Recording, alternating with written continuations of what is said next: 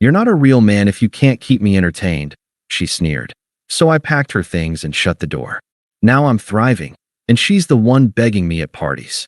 Hey viewers, before we move on to the video, please make sure to subscribe to the channel and hit the like button if you want to see more stories like this. Thanks. I've always been the dependable one. The guy who shows up on time, pays his bills, and keeps his promises. I never thought of those things as boring. I thought of them as being a man. Stability meant safety, and safety was how you built a future. When I started dating Rachel, I thought she wanted the same things. She was fiery, charismatic, the kind of woman who could light up a room with a single laugh. Everyone loved her. She loved attention.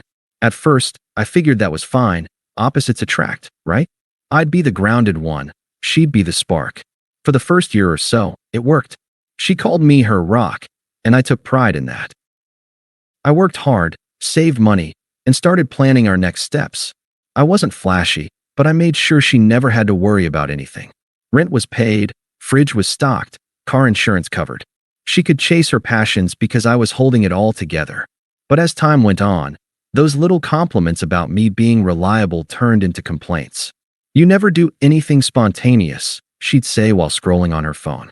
Or, "Why can't you be more like Kyle? He surprises his girlfriend with trips all the time." I hated those comparisons. It wasn't that I didn't want to take her places. I just didn't have Kyle's credit card debt. I tried to meet her halfway. I planned a weekend getaway once, saved up, and surprised her with it. She smiled, but then pointed out that the hotel wasn't Instagram-worthy. Another time I bought tickets to a comedy show. She spent most of the night texting. The worst part was that I kept trying. I was burning myself out at work, doing overtime shifts just to give us more breathing room. I even turned down a promotion in another city because she said she didn't want to move away from her friends. That one stung. The job would have doubled my salary. But I told myself, it's worth it. Relationships are about sacrifice. Only the sacrifices never went both ways. Instead, her remarks got sharper. At parties, she'd joke in front of people about me being an old man trapped in a 20-something's body. When I'd come home tired after a double shift, she'd roll her eyes and say, "All you do is work. Don't you want to actually live a little?" It was confusing because wasn't I working so we could live?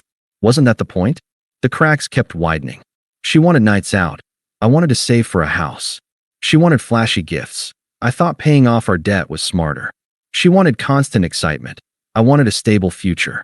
I remember one night in particular. I'd gotten home late, sweaty and drained from another long day. I'd stopped by her favorite takeout place on the way, thinking it would be a nice surprise. When I handed her the bag, she barely looked up from her phone. "That's sweet," she said flatly. "But you never think bigger, do you? It's always the same stuff." I just stood there, holding the food I'd rushed across town to get, and realized she wasn't happy with anything I did. Not because what I did was bad, but because it wasn't flashy enough to feed her ego. I should have seen the writing on the wall sooner. But I held on. I believed stability would win her over eventually. I thought she'd wake up one day and realize that what we had was rare: loyalty, trust, consistency. Instead, all I got were more digs, more comparisons, more little smirks when her friends talked about their wild adventures with their boyfriends. I kept asking myself, was I really boring? Or was she just addicted to chaos? At the time, I didn't know the answer, but I was about to find out. It all came to a head on a Friday night. I'd planned on cooking dinner for us.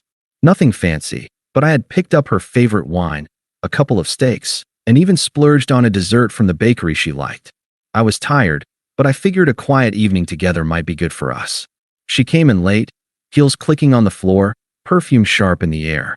I thought maybe she'd smile when she saw the table set. Instead, she dropped her bag on the counter and sighed like she'd just walked into detention. "What's this?" she asked, staring at the plates. "Dinner. I thought we could have a night in," I said, trying to keep it light. Her mouth twisted. "A night in. Again." I froze with the corkscrew in my hand. "What's wrong with that?" She tossed her coat over a chair and pulled out her phone. "Nothing, I guess. If you're 80. That one stung. I put the corkscrew down slowly. "Rachel, I'm trying here. I thought you liked when we had time just for us." She laughed, sharp and humorless. "Time for us? Or time for you to sit around like always? God, you're predictable." Something inside me tightened. So being consistent is a problem now. Consistent, she shot back, her eyes narrowing. No, Mark, boring is the word. You never do anything different. No surprises, no fun. Just work, dinner, bed, repeat. That's not a relationship. That's a retirement plan. I stared at her, not sure if she realized how cruel that sounded. I work to give us a future. You know that. She rolled her eyes. Future, future, future. That's all you ever talk about. What about right now? What about actually living? You're not a real man if you can't keep me entertained. The words hit like a punch to the chest. Not a real man. For a second, I couldn't even breathe. I just looked at her, this woman I'd been building my whole life around, and realized she didn't value any of it. You don't mean that, I said quietly. Oh, I do. She crossed her arms, chin high. I've been thinking about this for a while, actually. I can't keep pretending this is enough for me. Something cold washed over me. What are you saying? She shrugged like it was nothing. I'm seeing other people. Nothing serious, yet. But I need to explore, you know? See what's out there. I can't tie myself down to this. I felt my jaw tighten, but my voice stayed calm. You're already seeing other people? She didn't even flinch. Don't look at me like that. You had to know this was coming. I need passion. Adventure. You'll never give me that. I should have yelled. I should have thrown her out right then. But something in me just shut down. Instead, I walked over to the closet, grabbed her suitcase, and set it on the bed. Pack your things. Her eyes widened. What? You heard me. My voice was steady, almost too calm. Pack your things. You're done here. She scoffed, like I was bluffing. Oh, come on. Don't be dramatic. We can talk about this. There's nothing to talk about, I said, opening drawers and pulling out her clothes. You made your choice. I'm just making it easy for you. Her tone turned mocking. So that's it. You're just gonna throw me out because I want more than your little routine. I folded one of her dresses and placed it in the suitcase. No, Rachel. I'm throwing you out because you don't respect me. And I don't beg people to stay who don't want to. That shut her up for a second. She stood there, arms crossed, eyes darting between me and the suitcase. Finally, she sneered. Fine. You'll regret this. Guys like you always do. You'll never find someone better than me. I zipped the suitcase, carried it to the front door, and set it outside. Then I walked back in and closed the door behind me. She stood frozen in the hallway, stunned that I wasn't chasing her. Good luck finding your real man, I said quietly. He's not here. She glared at me, grabbed her purse, and stormed out. The door slammed so hard it rattled the frame. The apartment was dead silent. The table was still set, the wine unopened, the food getting cold. I sat down, staring at the plates meant for two, and let the silence swallow me. It hurt. God, it hurt. But deep down, I knew I'd made the right call. The first few days after she left were the worst. The apartment felt too quiet, like all the noise had been sucked out and replaced with something heavier. I'd catch myself reaching for my phone to text her, then remember she wasn't mine to text anymore. Her side of the closet was empty, her toothbrush gone, her perfume fading from the bathroom. And yet, I didn't call. I didn't chase. I refused to beg someone who'd told me to my face that I wasn't a real man. Instead, I let the silence do its work. My friends noticed something was off right away. A couple of them reached out, saying Rachel had told people we mutually agreed to take a break. Mutual, my ass. I didn't bother correcting the story. The people who mattered knew the truth. What did sting, though, was the show she put on online. Within a week, she was posting pictures of herself at bars, pool parties, and random road trips. Captions like, "Finally living my best life," and "Spontaneity is the spice of life," filled her feed. I didn't follow her anymore, but mutual friends kept sending me screenshots. I stopped opening them after a while. At first, it got under my skin. I lay awake at night, replaying her words in my head. Was I boring? Was I predictable? Was I really not enough? Then I started noticing something. While she was out chasing thrills, I had time. Time to hit the gym again. Time to pick up my guitar, which had been collecting dust. Time to study for a certification at work I'd been putting off. Time to cook real meals instead of just grabbing takeout. The silence, which had felt like a punishment at first, started to feel like freedom. I didn't have to explain myself to anyone. I didn't have to justify why I worked late or why I'd rather save money than blow it on shots at some club. I didn't have to endure little digs about being boring. For the first time in years, I could just breathe. That didn't mean Rachel was gone, though. Every so often, her name would pop up in conversation. A buddy of mine saw her out with some guy who looked like he'd just rolled off a motorcycle ad. Another said she was with a DJ at some party. Someone else mentioned she'd been bragging about how she was finally dating real men. I kept my mouth shut and just nodded. But privately, I couldn't help noticing the pattern. One week she'd be posting about how amazing her new guy was. 2 weeks later, the photos would stop. Then another guy would show up in her stories. Different face, same captions about adventure and excitement. Meanwhile, my life was leveling up. I passed my certification exam, landed a raise, and started feeling good about myself again. I was getting stronger at the gym, eating better, and reconnecting with old friends who actually valued me. It wasn't overnight. I had nights where the loneliness crept in, where I wondered if I'd ever find someone who actually appreciated stability. But every time I thought about Rachel's words, that I wasn't a real man, I pushed a little harder. Because the truth was, her version of a real man wasn't what I wanted to be. A real man wasn't some flashy thrill provider who dropped money for attention and bailed when things got tough. A real man showed up, did the work, and built something lasting. And that's exactly what I was doing, even if she couldn't see it. She wanted chaos. I wanted peace. And as the weeks went on, peace started winning. It didn't take long for the cracks to show. A few months after she left, Rachel's adventures weren't looking as glamorous anymore. The posts got fewer. The captions lost their sparkle. Instead of flashy group photos, it was selfies at bars with half-hearted smiles. Word traveled fast in our circle of friends. The motorcycle guy? Turned out he had 3 other women lined up and made her pay for most of their dates. The so-called DJ? He used her for free rides and a couch to crash on, then ghosted her right before some big event she bragged about. It was like every real man. She left me for turned out to be smoke and mirrors. The first time she tried to reach out, it was almost subtle. A text out of nowhere. Rachel, hey, just wanted to see how you've been. I miss talking to you.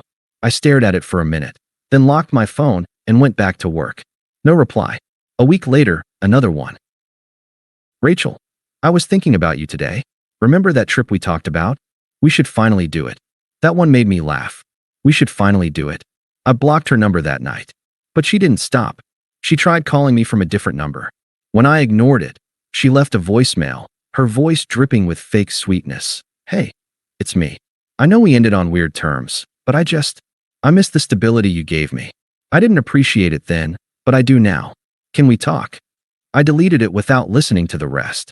Then came the escalation. She showed up at my apartment one Saturday.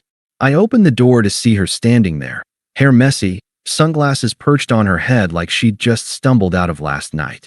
Mark, she said, trying to smile. Can we talk? No. She blinked. No? Just like that. Just like that. I went to close the door, but she stuck her hand against it. Wait, please. I messed up, okay? I didn't know what I had. You were good to me. You were the only one who ever cared. I sighed. Rachel, you told me I wasn't a real man because I couldn't keep you entertained. Did you forget that? Her face twitched, but she tried to recover. I didn't mean it like that. I was just angry. Immature. You know me. I say things I don't mean. You said it loud and clear. I said, voice even. And you weren't angry. You were smug. Her mask cracked. So what? You're perfect now. You think you're better than me because you got a raise or whatever. I shook my head slowly. No, I don't think I'm better than you. I just know I'm better without you. Her mouth opened, but no words came out. I shut the door and locked it. That was the last time I saw her in person. But she didn't disappear. She sent long, desperate emails. She had mutual friends casually bring her up, saying she was in a rough spot. Her mother even called me once, telling me Rachel was just going through a phase and that I should be the bigger person. I didn't respond to any of it. I had finally learned the difference between chaos and peace, and I wasn't giving that up for anyone, least of all her. The final act came almost a year later. A mutual friend was throwing a big party, one of those milestone birthdays where everyone from the old circle showed up. I hadn't planned on going at first, but the friend insisted. Come on, Mark, you've been killing it lately. Show your face for once. So I went. When I walked in, I was surprised at how different I felt. A year ago, I would have been nervous, wondering if people were judging me. But now, I had nothing to prove. I was fitter, more confident, and in a much better place. And of course, Rachel was there. I spotted her across the room. She looked good on the surface, hair done, makeup flawless, but her eyes gave her away. They darted around like she was searching for someone to validate her. When she saw me, her jaw actually dropped. I watched her straighten her posture, toss her hair back, and make a beeline toward me. "Mark," she said breathlessly, as if we'd just bumped into each other by chance. "Wow, you look good." "Thanks," I said evenly. She laughed nervously. "It's been forever." "How are you?" "Busy," I said. "Good." "Focused." She shifted uncomfortably, clearly thrown off by my short answers. "I heard you got promoted." "Congrats. You always were the responsible one." "Yeah," I said. "Pays off, I guess." There was a pause. Then she leaned closer, dropping her voice. "Look, I know I said some awful things before. I was stupid, okay? I didn't know what I had. I thought I wanted excitement, but all I found was a bunch of liars and users. You were the only real thing in my life. I see that now." I let her words hang in the air for a second before answering. "You once told me I wasn't a real man if I couldn't keep you entertained," I said quietly. "You wanted chaos. I wanted a life. And you made your choice." Her eyes flickered with desperation. "But people change. I've changed. I know what matters now.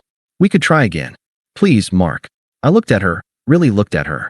The same woman who had sneered at me, belittled me, mocked me in front of others. And now here she was, begging for the stability she once spat on. "No," I said finally. "We can't. You don't get to come back just because chaos didn't work out for you." Her face twisted, the desperation flipping back into anger. "So what? You think you're too good for me now?" I gave a small smile. "No. I think I'm too good for the version of me that tolerated you. That guy's gone. I'm not interested in going back." She stared at me, speechless, then turned on her heel and stormed off. I watched her go, feeling nothing but calm. Not anger, not sadness, just peace. For the first time in years, I was free. Thanks for watching. Make sure to subscribe to the channel and hit the like button. What do you think about this story? Share it in the comments.